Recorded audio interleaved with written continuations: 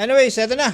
Para pag-usapan natin yung action plan ng MSSD based on the National Media Forum with the national media kasi kamakailan, di ba, the other day, kaya nga kahapon, nandun din si Princess, no? Siya, kasama natin si Princess, is to know more about the projects of the MSSD. Gaya nga po na nabanggit din natin, MSSD on the national level is the counterpart of DSWD. At para mapagbigyan pa tayo ng iba pang mga para sa pag-uusapan natin, ito, kasama na natin ang ating Bangsamoro Director General ng Ministry of Social Services and Development, the BARMM, si Attorney Muhammad Moktadir A. Estrella. Assalamualaikum, sir. Waalaikumsalam, sir, at salam din po sa lahat ng nanonood at nakikinig sa Salam Radio. Ayan, tayo po napapakinggan 738 dito sa Metro Manila at syempre sa PTV sa social media. Anyways, attorney, magandang panimula itong ginampanan ng o kaya inorganize ng MSSD para sa ating mga kababayan. At gaya nga doon sa napag-usapan namin ni Princess, some of the national media are not aware na MSSD is kumbaga isa sa mga ministries that are helping a lot sa programa ng BARMM. Sabi nga ni Princess, kung may mga prizes lang daw na pinamigay doon, baka siya na yung nanalo sa pagsagot regarding ano ang MSSD, mga ganito-ganyan. But anyways, para saan ang ginanap na national media forum na yun nga po, dinaluhan ng ating mga national media? Maraming salamat po, sir. Unang-una po sa oportunidad upang makasama kayo ngayong gabi at makapagkwento at makapagpaliwanag din po kung bakit nagkaroon nga ng tinatawag nating tanglaw, no? Ang National Media Forum nahatid sa atin ng Ministry of Social Services and Development under the leadership of Minister Raisa Jajuri, at naroon din po ang ating mga kasamahan lalo na po sa ating Information Communications Division. Itong National Media Forum, sir, mahalaga po kasi ang transparency and integrity po, no? Lalo na po sa saligang batas natin mismo, sinasabi natin that public office is a public trust. Ibig sabihin, mayroon din po tayong responsibilidad na hindi lamang po tumulong sa kapwa batay sa mandato ng ating opisina, ngunit parte po or bahagi po ng sinasabi nating transparency ay nalalaman po ng mga taong bayan kung saan po ba napupunta ang kanilang mga buwis. At sa konteksto po ng Bangsamoro Autonomous Region in Muslim Mindanao, lalo na rin po sa Ministry of Social Services and Development, na ipapakita po natin na yung block grant na siyang nabibigay sa BARM government, at ito po ay ang ginagawa pong basehan ng ating General Appropriations Act for the Bangsamoro po taon-taon sa BARM, ay napapakita po natin saan po ba napupunta, no?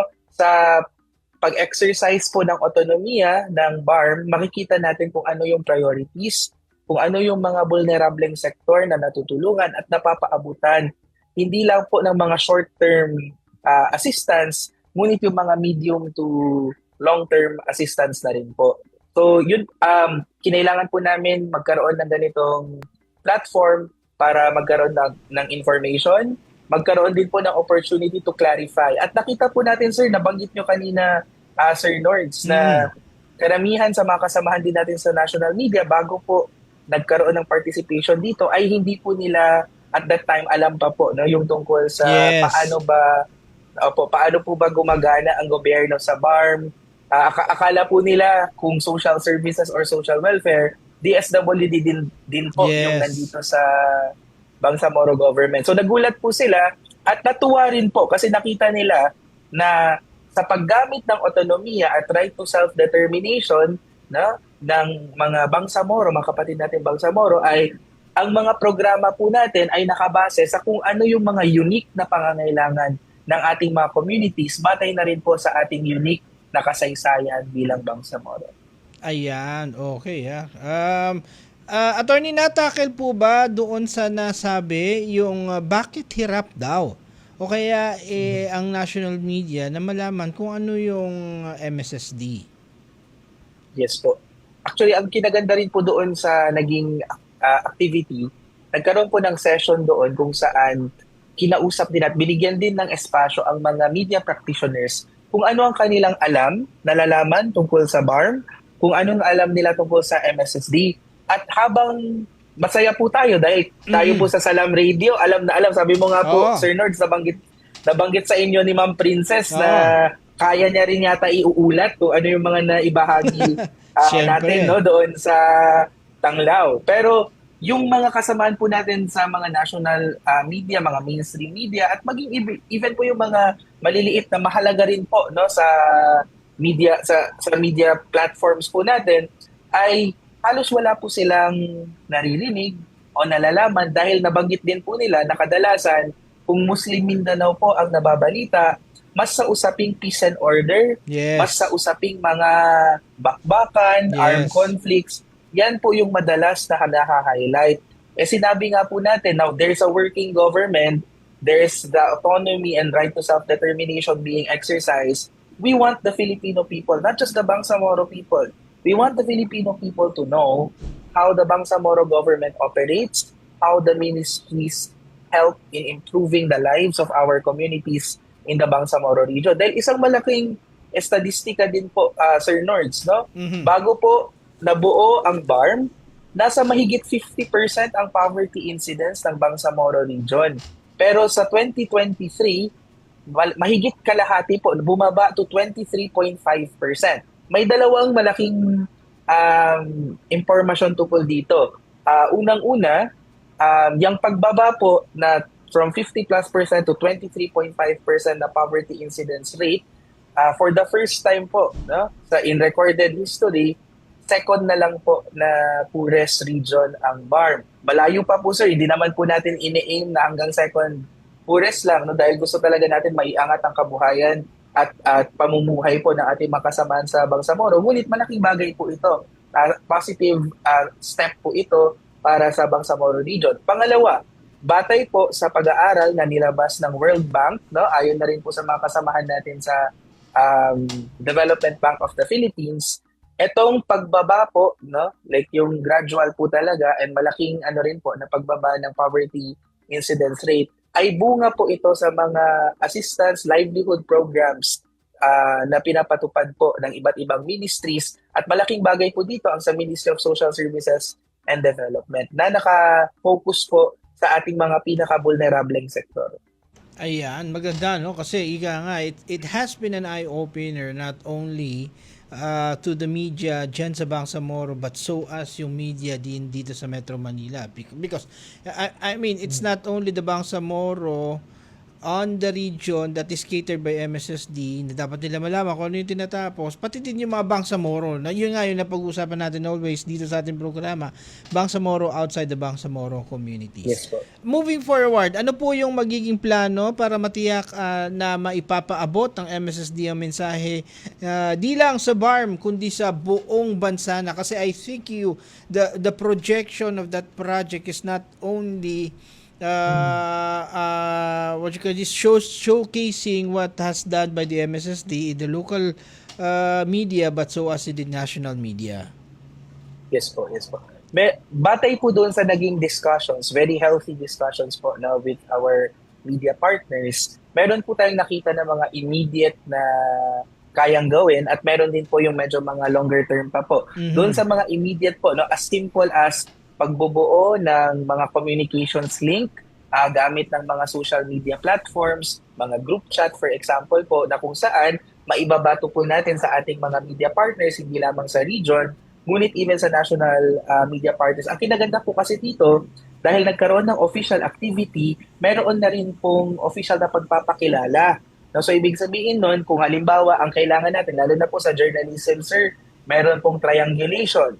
So, hindi lang po tayo magpapadala ng mga impormasyon, may mga kalakip din po na mga ebidensya, halimbawa, o mga supporting documents para po ma-check din po ng ating media partners at maisama sa kanilang mga binabalita at kinukwento sa kanilang mga supporters or audience. Yung pangalawa naman, sir, pinag-uusapan din po, sabi nga nung isang media practitioner na naka-base po sa Manila, baka daw po gusto natin halimbawa may opisina ang MSSD sa Metro Manila. Ang nais ko pong banggitin ay meron po actually opisina ang Bangsamoro government dyan po sa Metro Manila, siguro po maganda pong masusing mapag-aralan paano po yung coordination ng opisina natin dyan, yung BLOM na tinatawag under the Office of the Chief Minister po, para po may direct coordination ang media. Hindi lang po sa usapin, halimbawa ng usaping pangkapayapaan, mahalaga po yan, no? Mahalaga po yan. Pero even po yung ordinary na mga news katulad ng ano-ano bang mga programa ang naipapaabot natin. O di kaya sir, yung mga success stories. Yan. Siguro, yes po, deserving din po tayo sir malaman, yung mga kababayan natin, deserving po nila malaman. Halimbawa, kung papaano natatransform ang kabuhayan, may isa po tayo halimbawa sa Special Geographic Area na dati po siya ay out of school youth. No?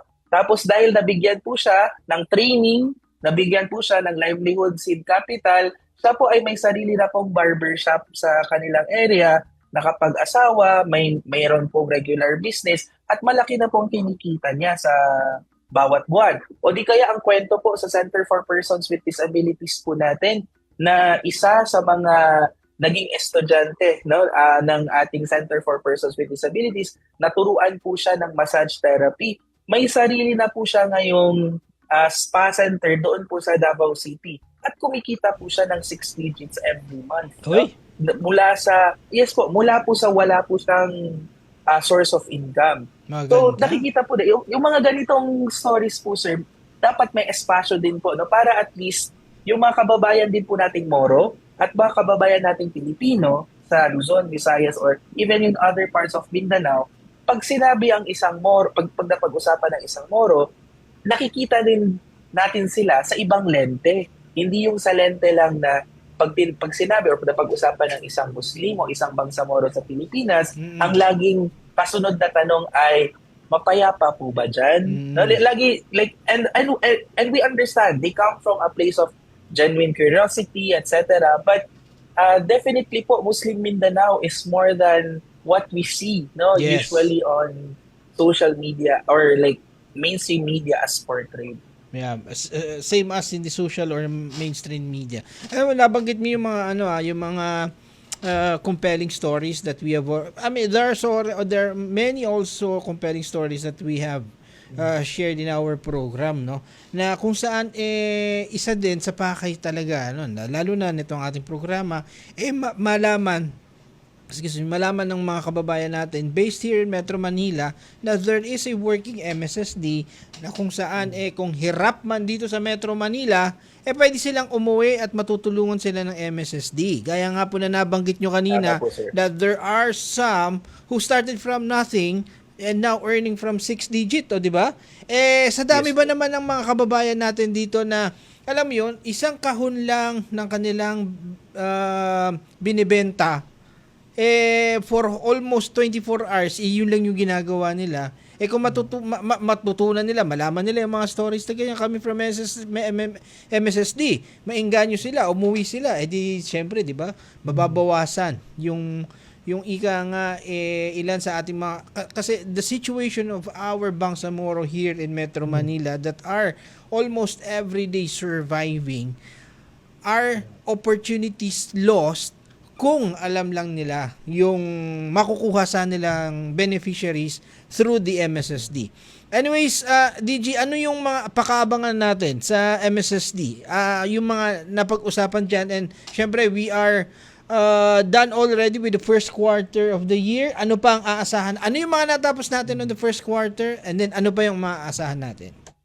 Yes po. Sir, bukod po sa mga regular programs ng MSSD na babagutin ko po mamaya, malaking bagay din po na yung sa second day ng ating National Media Forum, nagkaroon po ng community-based na field work ang ating mga kasamahan at na-meet po nila ang iba't ibang mga beneficiaries ng MSSD sa iba-ibang mga programa. At bukod pa rito, alhamdulillah, maganda rin po ang significance sa Camp Darapanan po ng ating mga kapatid na Moro Islamic Liberation Front, na alam naman po natin nakipaglaban para sa kung anumang right to self-determination at autonomiya na mayroon po tayo ngayon, ay nilaunch po ang mobile kitchen na sa tulong din po ng World Food Program ng Ministry of Social Services and Development. Ito po ay tulong po natin direkta kung sakali pong mayroong mga disaster situations, sa kung saan man na mayroong displacement, dito sa Bangsamoro Region, ay mapapakain po natin ng nutritious hot meals ang ating mga kasama. So nasaksiyan din po yan ng ating mga media partners. Ay, ang ating mga regular programs tuloy-tuloy po sir, nariyan ng Unlad Pamilyang Bangsamoro na kung saan yung mga pinakamahihirap na pamilya outside po sa Pantawid Pamilyang Pilipino program ay tinitrain po natin na magkaroon ng sarili nilang source ng livelihood. Katulad po ng naikwento ko kanina, kasama po dito meron sa UP na yung kanilang livelihood seed capital na dati po, no, before po yung intervention ng MSSD, nagkakaroon po sila ng utang, may mga panahon po na hindi sila nakakakain ng regular. Nung napasama po sila sa Unlad Pamilyang Bangsamoro, natutunan po nila ang pagnenegosyo. Sa ngayon daw po, ang assets nila ay nasa 300,000 pesos na po. No? Sa tulong po ng kanilang negosyo, parang online selling po yung ginawa nila. No? Yung doon nila ginamit ang kanilang livelihood seed capital. Nariyan din po sir ang Kupkup program ng MSSD. Napakaganda po sir ng Kupkup dahil ito po ay tiningnan natin kung ano yung unique na situation sa Bangsamoro Region. At dahil alam po natin na nanggaling tayo sa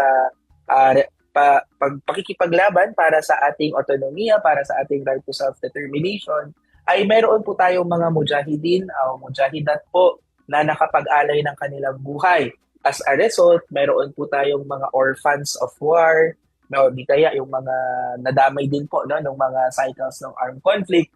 So meron po tayong Kupkup program na kung saan ang bawat orphan dito po sa Bangsamoro Region na qualified po sa programa ay naka-case manage po at nakakatanggap ng buwanang tulong mula sa Ministry of Social Services and Development at nakakita po tayo ng improvement hindi lamang po sa well-being ng mga batang ito, ngunit maging po sa performance nila sa schools at maging po sa kalusugan nila. No? May mga ganun din pong mga kwento na monitor ang ating mga field social workers.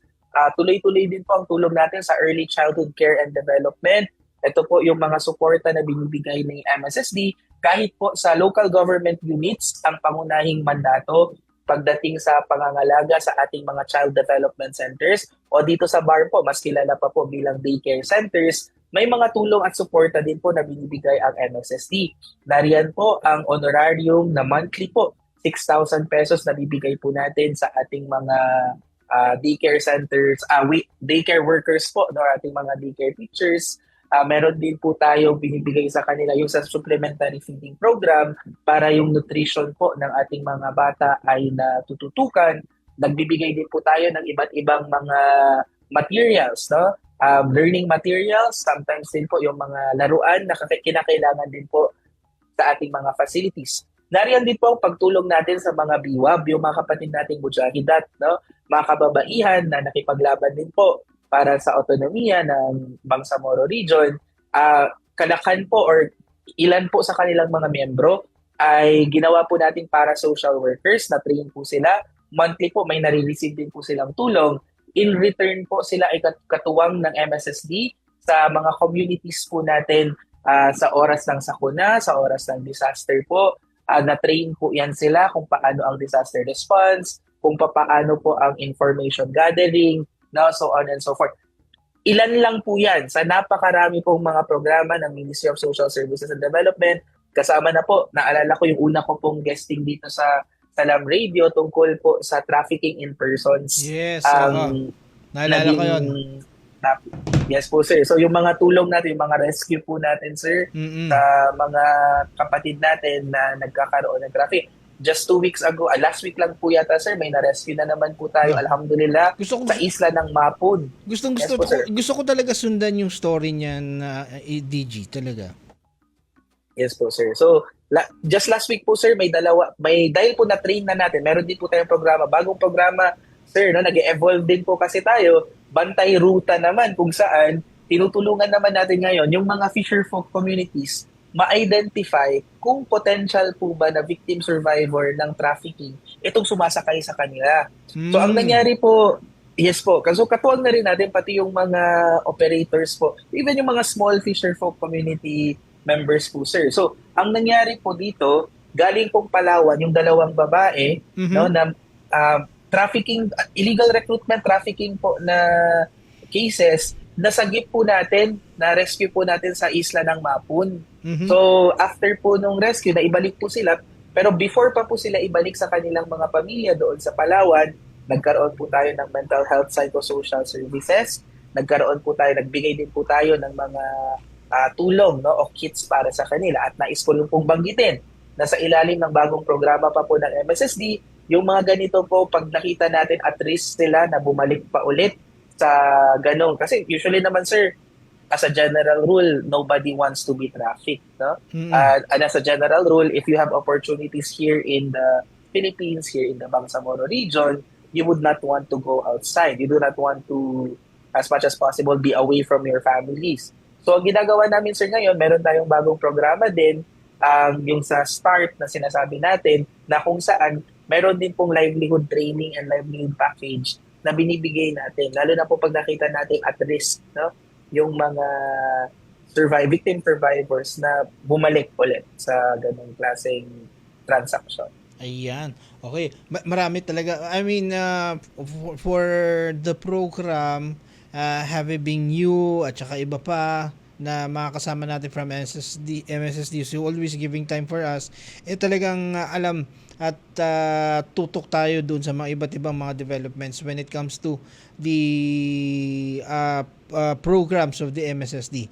Maraming salamat DG sa inyong oras, and hopefully sana ay makasama din namin kayo. I mean, balita ko kay Princess, pauwi na siya and she has a great time, wonderful time having yung pagdalo dyan sa Tanglaw. Again, maraming salamat po. Our Bangsamoro Director General ng MSSD BARMM, Attorney Muhammad Moqtadir A. Estrella. Maraming salamat. Wassalamualaikum. Shukran, sir. Maraming salamat.